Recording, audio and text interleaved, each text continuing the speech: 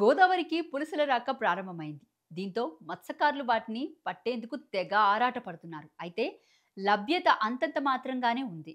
ఇటీవలే కోస్తే కేవలం 2 ముక్కలయ్యే పులసలు 4, 5 దొరికాయి. అవి కూడా వేలంపాటలో దాదాపు 2000 నుంచి 2500 వరకు పలికాయట. పులసలకు ఎంత డిమాండ్ ఉందో అర్థం చేసుకోవచ్చు. గోదావరి నీటిలో ఎదురీత పులసలకు మాత్రమే ఇంత డిమాండ్ ఉంటుంది. లాస్ట్ టైం అంటే 9 రోజుల క్రితం దొరికిన పులస 22,000 వరకు అమ్ముడుపోయింది. తాజాగా మరో పులస చిక్కిందట. దీన్ని యానం మార్కెట్లో వేలం వెయ్యిగా 17,000 వరకు అమ్ముడుపోయింది. ఈ పులస బరువు కేవలం కిలో నుంచి కిలోన్నర మాత్రమే. కానీ ధర చూసారా ఎంతుందో? పుస్తెలమ్మైనా సరే పులస తినాలి అనేది సామెత. దాని టేస్ట్ అద్భుతంగా ఉంటుందని అసలు వర్ణించలేం అంటారు చేపల ప్రియులు. అందుకే పులసల సీజన్లో వాటిని దక్కించుకునేందుకు చాలా మంది పోటీ పడుతూ ఉంటారు. ఈసారైతే ఏకంగా జాలర్లకు ముందుగానే అడ్వాన్సులు ఇచ్చి పులస చిక్కితే తమకే ఇవ్వాలని కోరుతున్నారు.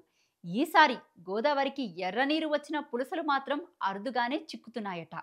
జాలర్లు చెబుతున్నారు. ఆగస్టు నెలలో అయినా గంగమ్మ తమను కరుణించాలని వేడుకుంటున్నారు.